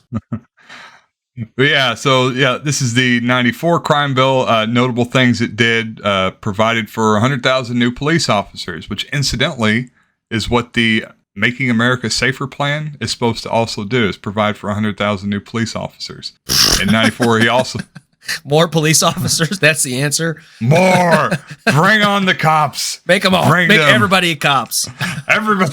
You're a cop and you're a cop. Everybody's a cop. If everybody's a cop, there'll be no crime. Technically. Or there'll only be the worst kinds of crime. He also $9.7 billion to build new prisons. Of course, this bill, as many of his were built in cooperation with the police unions and these different police associations. This one was done with the cooperation of the National Association of Police Organizations. I've been focusing on the bad, but some of these bills did have some good points, and they are worth pointing out. Actually, Bernie in particular, he's got a little slack because he voted for the 94 crime bill. So I'm just going to defend it just because my boy Bernie has to defend it, and I'm a Bernie cuck. The 94 bill? So, this is the one you just talked about with the 100,000 new police officers and new prisons. Yeah. So it had some provisions they're still kind of popular today, still being talked about. So this was the federal assault weapons ban was done as part of this bill. Now, of course, it's not in effect anymore. It had a sunset clause, and it's never been renewed. But this is a big thing that people are talking about still. It is kind of funny that Joe was able to get the federal assault weapons ban pushed through in the 90s. He can't do it now. It also, the Violence Against Women Act was established. So this provided for, counseling services, or not counseling services, like protective services for women in domestic violence situations. This also made it to where men that were charged with or had pending domestic violence charges against them weren't able to buy guns and weren't able to be in possession of guns. That's the one thing that will keep, aside from being a felon, that the one thing that will keep you from being able to own a gun is having a pending domestic violence charge. This also, lastly, this established the sex offender registry. Unfortunately, like so much else, this registry really is only applicable to poor people. If you're a cop or if you're rich, you're most likely never going to end up on it. Why do you say that? Don't you automatically get placed on it if you commit a sexual crime? Well, you're not committing a sexual crime if you're wealthy enough to weasel your way out of it. Like Epstein was an obvious sex offender, as were a lot of his friends, but you get a good enough lawyer and you plead it to something where it's not a sex crime. That's the exact same thing these cops up here did. Pleaded a rape down to a sexual misconduct or something like that, like a misdemeanor sex crime that you don't have to register. Well, the thing with Bernie, like, he has some questionable votes, but it's like he's been in there so long, you can't vote no on every fucking bill. If something is a little bit good, he's probably going to vote yes on it. You know what I mean? Fair enough. And realistically, like, this is, it had quite a bit of good in it. It's unfortunate that they always have to load so much bad in there. And that's exactly what all these crime bills have been for. Yeah, they're all couched as protecting people against these hordes of violent criminals. And in reality, they end up just giving so much more power to the police, who are already terribly corrupt. It's like the monkey's paw. Mass incarcerations. Every bill is like the monkey's paw. Like, oh, you want something good? You're going to take these four bad things. So, and Biden has gotten a lot of shit about this. They're pointing out that as these were passing, there was a huge uptick in incarcerations. And so one of his retorts is that the new sentencing guidelines and all this was aimed towards federal crimes, whereas the majority of incarcerations will occur on the state level. So it's kind of an out, because I think it's like 80-90% of people in prison are in state facilities, but of course there's a lot of overlap. There's a lot of follow through with the states whenever the federal government sets up new guidelines, and that was actually a part of the 86 bill, was to kind of set a nationwide standards on sentencing for drug crimes. So this definitely did lead to it. It may not have led to the entirety of the uptick in incarcerations during that period, but it certainly didn't help anything. So Biden recently talked about the 94 crime bill. He was asked if he was ashamed of it. Here's a clip of that. This is from 2016. That I voted for the 94 crime bill. You ashamed of that bill? Not at all. In fact, I drafted the bill, as you remember. I know that. And by the way, we talk about this mostly in terms of Black Lives Matter. Black lives really do matter. But the problem is institutional racism in America. That's the overarching problem that still exists. And we should be talking about it. And you look at it, the legacy of racism in housing and jobs and so on. So, but having said that. So that's pretty fucking weaselly. I mean, he's not ashamed of it. And the problem isn't the crime bill. The problem is institutional racism. Is it just me? Are our laws the institution? Like, isn't that the government the institution, right? Yeah, I would think so. Yeah, like you're in charge of the institution, buddy. That's the issue. Right. Yeah, institutional racism is also a problem, and the crime bill is also a problem. I mean, you don't have to look at it through a racist lens, although it probably was racist as fuck. A lot of people probably voted for it for racist reasons. I wonder what the capitalist motive is for this. It's just so strange, man. Yeah, I don't know. I mean, that is a good question. I mean, we've had this conversation before, I think. Is it just, I'm sure we have. I can't imagine how we haven't had this conversation before. But yeah, is it just a control thing? And you know, would there not be better ways to control people, or is it? I don't know. I feel like it's an appeal to moralism from a certain section of the population too, and I think that might have been in some of the communist countries. You know, like they had their new moralistic view, and the hedonism of drug use just didn't fit into it. You know, and it's kind of the same with like the Protestant ethic, like that it's a hedonism, it's a luxury. Well, I know in Cuba specifically, all of that was tied into the mob, and the mob basically ran Cuba previous to the revolution. That was the first thing they did. You know, they threw all the mob shit, burned all the fucking gambling stuff, and outlawed the drugs that the mob was selling through there. I think that's definitely part of it, like the fundamentalism, but also it could be that it's a black market. It's capitalism, but not under their purview. If there's going to be drugs being sold, it's going to be Pfizer doing it, goddammit. Yeah, just why not let Pfizer do it then? Right. That makes more sense. I'd love to have some good old Pfizer drugs. Pharma grade. Available at the pharma grade opiates right down there at the gas station. That'd be awesome. How fucked up would society be if Oxy 80s you could just buy at the gas station? Oh, I don't know. Would it be bad, or would it be better than it is now, you think? Everybody's tolerance would be so high. I mean, yeah, it's I don't know. It's so complicated. I've thought about it a lot, and I really can't come up with an answer as to if it'd be better or worse. Let's try it out. Let's try it out for 5 years. See how it goes. 5-year plan. I think we should definitely. This is where I'm all about letting the states decide. We'll pick a couple states and just have at it, guys. Do what you want, and then I'll sit back. I'll be in a neighboring state so I can get it if I want to, but I don't have to live in the cesspit if that's what it becomes, which would probably be that a little bit. Yeah. So, anyways, this is old defund the police Biden once again with this new bill, the Safer American Safe Plan, giving away billions to build prisons and hire more police to harass citizens. There's a couple recurring themes, I guess maybe callbacks, throwback, Easter eggs, perhaps. I think that's what they are. He's got a couple Easter eggs in this new bill that are throwbacks to some of his older bills. So we already talked about the 100,000 police thing. That's coming back in the new shit that he's dropping. This is like the Chronic 2000. You know, Dr. Dre come out. He did the Chronic 2000. Biden did Crime Bill. Now this is Crime Bill 2022. The new hot shit. Yeah. What's old is new again. What's old is new again. After Obama finally rectified the crack 100-to-1 sentencing disparity by making it only 18-to-1. So we're now be doing the same thing for fentanyl. There is a lot of some drastically increased sentencing requirements for people in possession or selling fentanyl. And it kind of is like the new crack. Yeah, you're right about that. It's the drug that everybody's talking about. It's the big scare drug. Yeah, and I mean it is causing a problem. It's certainly causing some deaths, and it's causing a lot of crime. You know, there's certainly some underlying issues we should be looking at, and not just the, for the same reason that crack was causing all the problems in the 80s.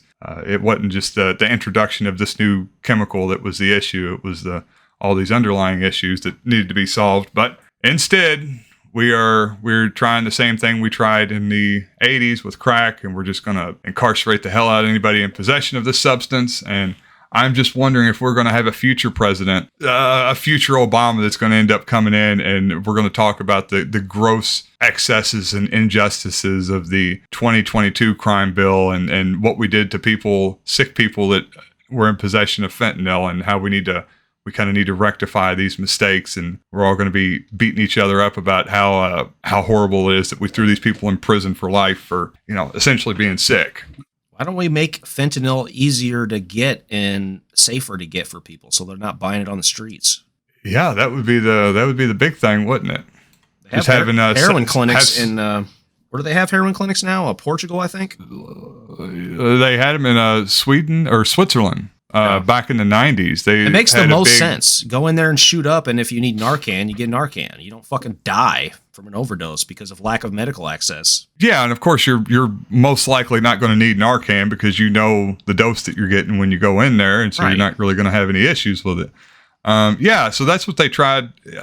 Pretty sure it was Switzerland in the 90s. They had I think it was when the Berlin Wall came down, and so there were all these heroin manufacturers that were kind of existing east of the Berlin Wall, under the old Soviet Union. When the Soviet Union collapsed, it opened up to the west. There was all this heroin, sweet heroin that started coming over to Western Europe. A lot of people got addicted. Switzerland tried the tough on crime approach, and they succeeded in locking a bunch of people up. And then they set up government-funded heroin clinics. Everything was paid for by the taxpayer. And of course, they were having a lot of the social ills in addition. They were having, people weren't working. There was a lot of homelessness. There was a lot of disease going around. Crimes of poverty, theft, property crimes, and everything that comes associated with a black market. All that stuff, and having a large portion of people, living on the street because they're struggling to get their fix from day to day. Right. They set up these government-funded heroin clinics where everything was paid for. All you had to do is go in there, and they would set you up with counseling services, and then you could get heroin, I don't know, up to 2 times a day, whatever the number. And miraculously, these clinics, this program that they had where they would give people heroin, they set up safe shooting places, give people clean heroin and counseling services, they paid for themselves. So the cost on society from having all these homeless people that were unemployed and stealing was greater than the cost to just give them their fix and give them a road to sobriety if they wanted it, and a road to unlimited free heroin if they wanted that too, and let people make their own decisions. And people were able to go to work. They were able to get jobs. They were able, to get off the street and make their lives work. And society was just the better for it. And, arresting people en masse was a abject failure, and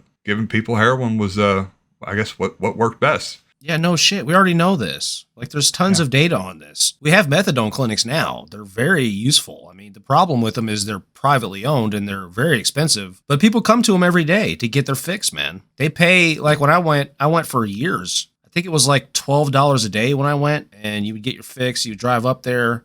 It's a lot of money, but it's cheaper than buying it on the streets, and it's a lot safer. And you have rewards, basically. The longer you go without failing a piss test, because they piss test you periodically. And if you fail a piss test for other shit, they don't take away your methadone. What they do is they take away your take home. So over time, you'll start getting take homes where you get you don't have to drive up there every day. And eventually you work your way up, and you get the trust of the people, and you have counseling services. It's a whole process, and it's very helpful for people that are addicted to opiates, and they're extremely popular. That's one reason Indiana banned kratom, is because it's an alternative to methadone, and they profit immensely off of the methadone program in Indiana.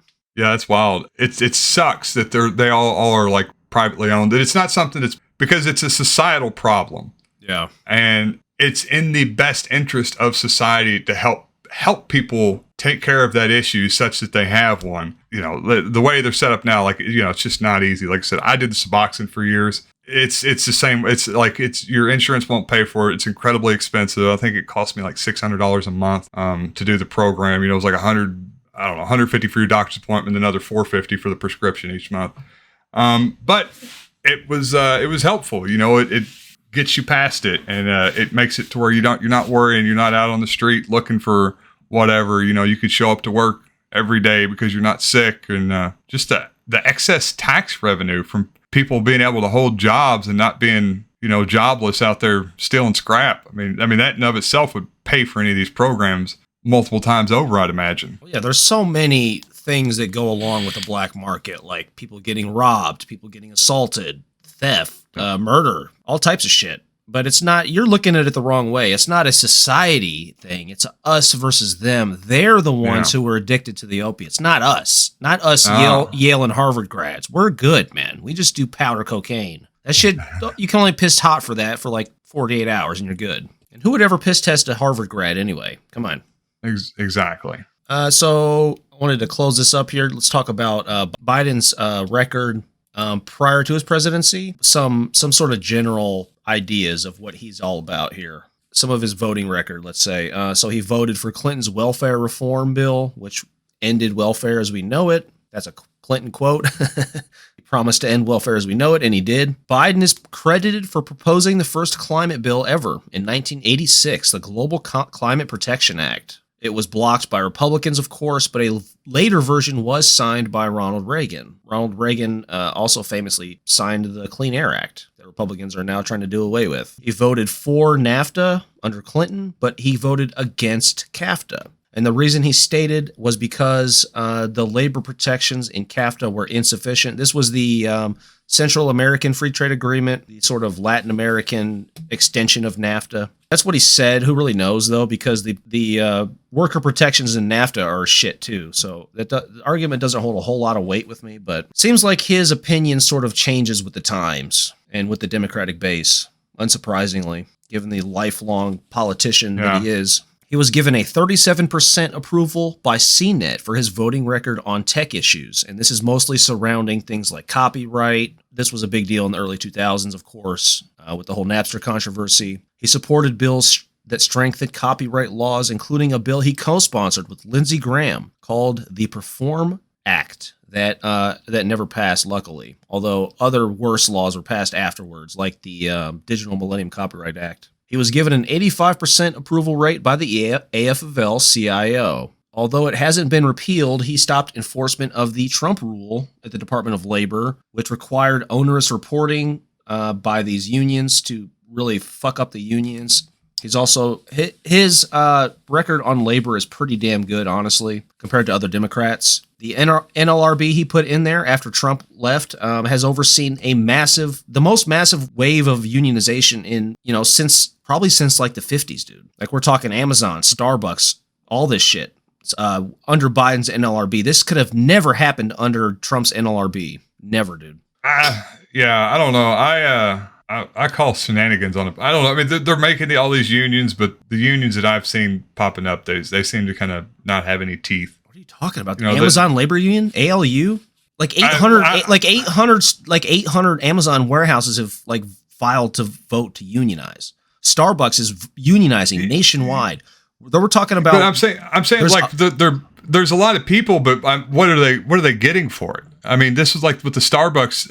I don't know. They were asking for like what, $18 an hour. So it was kind of pittances, really. It's not just what the workers get, which is very important. It's very important if they get a $5 an hour raise. That makes a huge difference in the standard of living.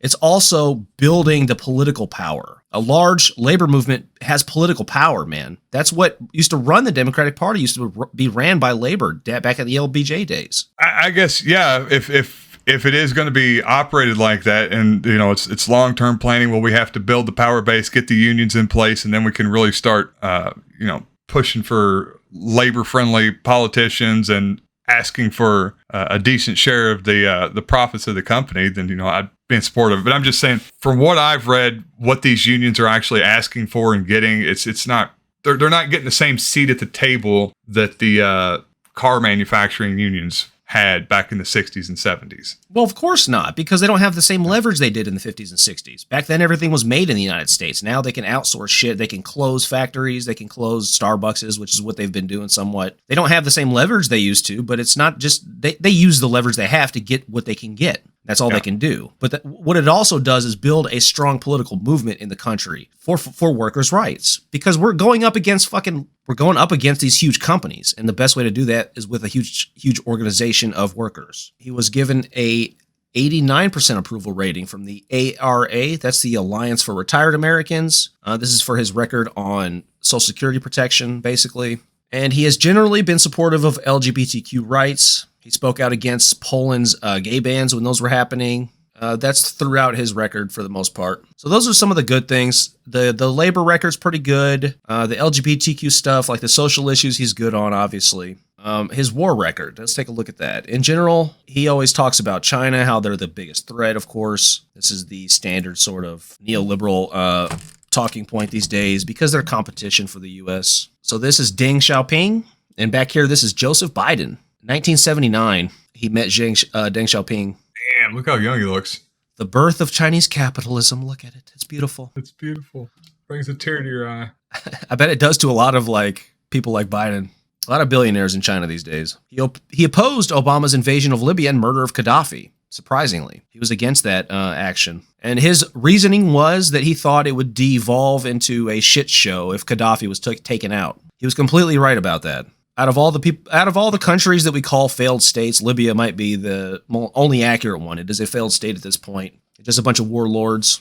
I wish I could do a good Biden impression. Listen, Jack, we don't want to go into Libya. We have another failed state. I've been around the roost a few times, Jack. Obama, your plan's a bunch of malarkey. It's a bunch of malarkey. Bring your children over here so I can smell them. On a separate note, what they did to Gaddafi was so fucked up, bro. That was some straight up American psycho bullshit, dude. God damn. Fuck him. Fuck Gaddafi. What'd Gaddafi do?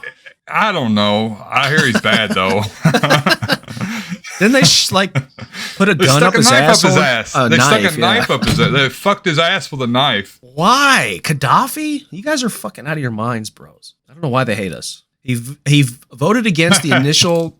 He voted against the initial Persian Gulf War, the invasion of Kuwait. If you'll remember, Kuwait was stealing oil from Iraq, so Iraq invaded Kuwait, and the United States intervened. He opposed that, but after that, he basically favored every intervention in Iraq, all the bombings and the invasion. I think it was for purely cynical reasons, though. There was quite a few people who voted against that initial Persian Gulf War. There were other Democrats in the Senate who wanted to put limits on Bush's ability to start a war in Iraq. For example, if there was no imminent threat to the United States and the United Nations did not authorize a war, then President Bush would have to come back to Congress for another resolution. But Biden shot this down. So the reason why I oppose the amendment of my friend from Michigan is because the basic premise upon which I began is consistent with where my friend from Connecticut begins, and that is that the threat need not be imminent for us to take action. That's authority we're about to delegate to the president. So the fact that he would take such a stridently pro-war position, that he would use that role to limit the debate the way he did, played a major factor in getting enough defections from the Democratic majority to join with almost unanimous Republican support to make the war resolution pass. Yeah, so I don't know if you remember this, but the Democrats actually had a majority in the Senate at the time during the Bush administration, during the invasion of Iraq. And Biden defected the Democratic Party, voted for the war in Iraq, along with a couple dozen others, I think. And that's Democracy Now! Piece basically pinpointing Biden as being culpable. He was sort of the loudest voice in the... He was a good speaker when he was younger, man. Yeah, he had the charisma, He was very polished, and he was well spoken. He had plenty of practice. He's been doing this since he was fucking 28 years old. He didn't have any compunction about presenting himself how he wanted people to see himself. And often it wasn't who he really was. You know, this is why he would go out there and plagiarize people's speeches or lie about, his intellectual accomplishments. He had an image of himself in his head that he was trying to get out there to people, and he wasn't gonna let the facts get in the way of getting it out there. And I mean, unfortunately, that often works. I mean, this is Trump. Trump had an idea of what he was in his head, and if you have enough confidence in yourself, it seeps into people, and that confidence in and of itself it works for getting your selling yourself to a lot of people, I guess. Well, Biden was Trump before Trump was even a thing, because he was calling out the fucking reporter for having a low IQ. Do you remember when he challenged in his presidential run? He challenged the guy to a push-up contest at the town hall meeting. Some fat guy was talking shit. He's like, I'll push up how many push-ups can you do, buddy? Or something like that. To be fair, like that is pretty damn funny. Yeah. He's not, I mean, he'll call people out. He don't give a shit. I like your moxie, kid. Yeah. But the clip we just saw was him arguing against putting restrictions on Bush's ability to wage war in Iraq, basically. To commit a war crime, this was against international law. He has had unwavering support for Israel his whole life, basically. He openly stated he was a Zionist, although this was a couple decades ago. He nominally supports a two-state solution, but seems to blame the Palestinians for the failure of the what they call the peace process. He never blames Israel for anything. He has spoken out against the settlements in the West Bank a few times, but that's about as far as it goes as far as his criticism of Israel. And he's spoken out extensively against the BDS movement. Of course, you kind of have to if you're a politician, because the Israel lobby is so fucking powerful, but I think he's a true believer. He's like one of these Christian Zionists. He's a Catholic. Went to Catholic church for years. His whole life, I believe. His dad was an Irish Catholic. Yeah, those people are believers. Yeah, the Christians are more Zionists than the Jews are these days. Jews are way more liberal than like the Christians are. He supported the Jews are the ones that are going to bring Jesus back. Yeah, they're going to. They're all going to die. Right. If the Palestinians kill all the Jews, then Jesus won't come back. Yeah. What does that have to do with Gaza Strip, though, is my question. Biden supported the bombing of the Serbs the first time. He supported the NATO intervention in Yugoslavia. He actually co-sponsored the bill to allow the NATO invasion of Yugoslavia with John McCain. He has supported the U.S. embargo of Cuba throughout his time in the Senate. He did nominally support the Obama-Cuba relations thaw, where Obama allowed travel to Cuba. He even wrote an op-ed denouncing Trump's reversal of the travel ban. When Trump reinstated the travel ban, he wrote an op-ed in some journal. Since becoming president, the full embargo and travel restrictions are still in place. He has publicly stated he has no plans to reverse them. The death grip stranglehold on Cuba. He called Saudi Arabia a pariah state during his presidential campaign. So in retaliation, MBS fist bumped him and gave him COVID. So he now currently has COVID. At least that's my reading of it. Put COVID on his knuckles. We'll get this old man somehow or another. Well, I would not put it past the Saudis, dude. Yeah, MBS. I mean, he's a healthy, strapping young lad. He'd be fine. Yeah. COVID ain't gonna bother him. He's probably been listening to Rogan's podcast, taking his ivermectin. MBS probably does listen to the Joe Rogan. He probably does. I guarantee he does. Well, he's got fucking 40 wives. One of them. I got natural immunity, bro. Got natural immunity. All right. So Biden has a YouTube channel. I'm not sure if you're aware of this, but not as good as Bernie's. But look at this. What is it? He's so creepy. This is his latest video, I think. This is from the 17th of June. Has Joe Biden kept his promises? Back to jobs that have been lost this year. My plan. I'm assuming this isn't a serious journalistic look at whether or not he's kept his promises on his own YouTube channel. Well, they only mention the promises that he's vaguely done something about. They don't mention the 50 others that he hasn't done anything about. It lists here job creation, which is a buzzword with no fucking meaning, of course. How about the Public Works Administration? That's job creation for you. It mentions infrastructure because the Democrats did pass that bipartisan infrastructure bill, which was a corporate handout mostly. Vaccine distribution. So the executive actions he took on COVID, he mentions here. Reversing the Muslim travel ban. Wow. Reverse a racist fucking Trump law. Yeah, reverse something that was blatantly illegal. That you would have no pushback for reversing. He rejoined the Paris Climate Agreement, which is the most milquetoast fucking climate agreement ever. That it doesn't even have there's no punishment if you don't follow it. It's one of these on trust sort of agreements. But luckily, PolitiFact has the real scoop here on Biden's record. We don't need to listen to Biden himself. Biden Promise Tracker. So 19% promises kept, 3% compromise, 1% promise broken, 23% stalled, and 44% in the works. PolitiFact is being very charitable here to Biden. This is basically a DNC sort of website, but it's fairly accurate on most shit. And these are the headliner ones. These are the ones that he's sort of actually fulfilled, which is why they're up here. But he has all these here. He has a bunch that he made on the campaign trail that he was supposed to do in his first 10 days. The first 100 days. Yeah, that's usually the big benchmark, first 100 days.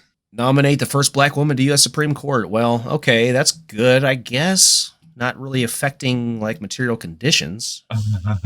But you do get those social brownie points. Yeah.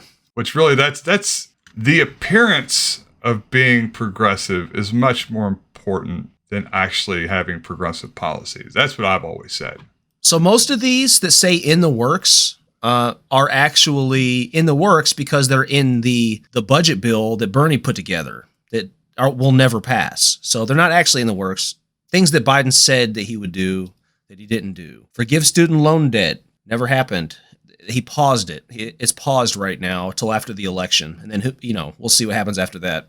Create a public credit reporting agency. Never done. Establishing an offshoring tax penalty. Never did that. End for-profit detention centers. And these are specifically referring to the border centers where they rip the families apart and put the kids in cages. Hasn't done that. Those are still there. And just the for-profit ones, not the regular. Not the cages. regular ones. Yeah. State and federal ones. Change tax code so pharmaceutical production stays in the U.S. He didn't do that. Enact domestic terrorism law. I don't know why we would need that.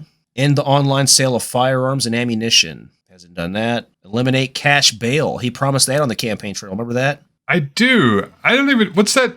I don't even get that one. Like eliminate cash bail. So you won't be able to bail yourself out? No, so you can OR out. You don't have to fucking pay if you're too poor. Oh, okay. I thought they were. I read that and I was like, well, how do I make bail then? If you got to put property up, but you're saying just pretend you're a rich person. Yeah.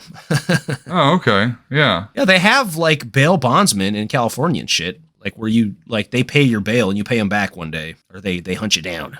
He barely mentioned cash bail in his first year as president. I don't think he's ever mentioned it. Eliminate mandatory minimums. Never did that. Decriminalize marijuana. Hasn't done that. Require background checks for all gun sales. He hasn't done that. Support the study of reparations for slavery. Never done that. Yeah, I mean, there's a ton of these, dude. He has a ton of promises. Restrict super PACs. Never happened. Those things are like realistically, all that shit's meaningless, right? Like we as a society understand that presidents are going to make all these promises about stuff they're doing on the first day and the first 100 days in the first year, and it's literally all meaningless. Like there's no real expectation that they're going to do any of that shit. Our representatives in our representative democracy can lie to the people. I hate to be the bearer of bad news here, but yeah.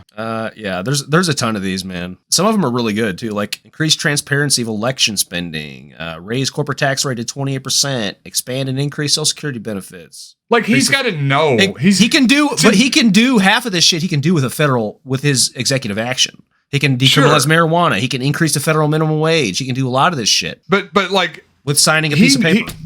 I wonder if he just wants to, like we were talking about with the in the works, like if that's what he sees as his responsibility as far as like, I don't actually have to do them. I just have to put them in the works. I have to give the project to somebody and say, hey, try to figure this out. If you can't figure it out, then, no biggie, but it gets me out of my obligation to I can say that my obligation has been fulfilled to the voters. That's true on things that requires the Senate to pass a bill, but shit that he can just do with just a stroke of a pen and he's not doing, there's no excuse, dude. None. No, there's not. And I think even with the stuff that requires the Senate, like you have to put in a good faith effort to try to get it done. I mean, right, exactly. Of that shit, like you're not. It's never even been brought up. There's not been any serious push for any of this crap. What do you think? If Stalin said he wanted some shit done and if the Politburo didn't do it, I mean, what do you think would happen? I hope you're taking notes, Robinette. But you put those fatigues on, Biden. You better follow through on some of these promises, buddy. I mean, I guess his one big thing that he promised on and over delivered on was the vaccination rate, right?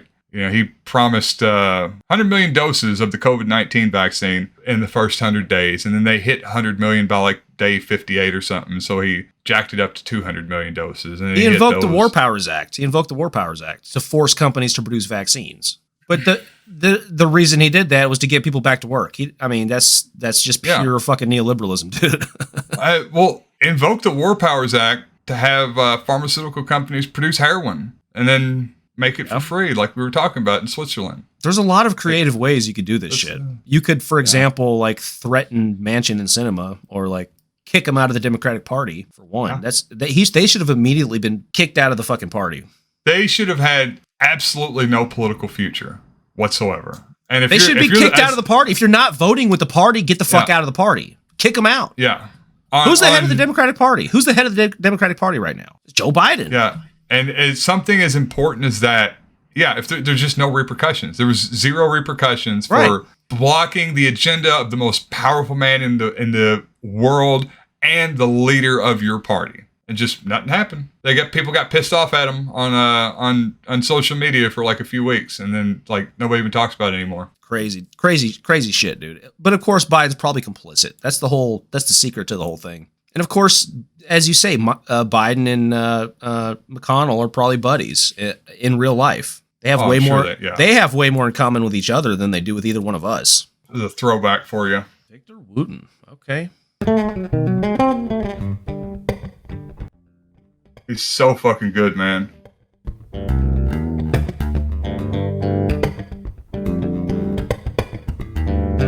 As a fellow bass connoisseur, you turned me on to Victor Wooten like back in high school. Yeah, I don't know where he's at these days. Is he still around? I wonder. He's still just doing this type of stuff, just traveling around to like festivals and doing compositions with some badass slap techniques.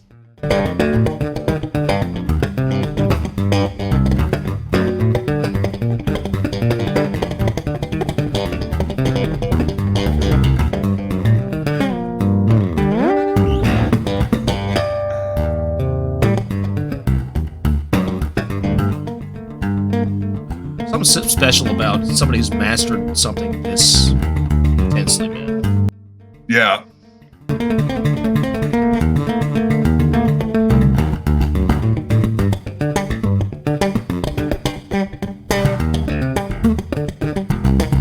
really think you have to have genetically special fingers to be able to play bass this good. That takes a lot of force to really get a clean sound out of a bass. Yeah. He started playing at like 3 years old because all of his brothers were in a band together. Right. And so like it was just, he's just been doing it his whole life, I guess. How does he not get bored?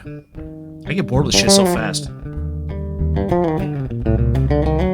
Oh, I guess good enough. That good. I wonder if he knows. I'm sure he does. Like he knows like I'm, maybe one of the top, if not the most well-respected bass player living. Oh yeah, of course he does, because that's what drives him. He wants to maintain that, right? It's like chess, man. You're born with a natural ability, but to get to the very, very top, you have to work really fucking hard too. They prepare for months and months for those big competitions.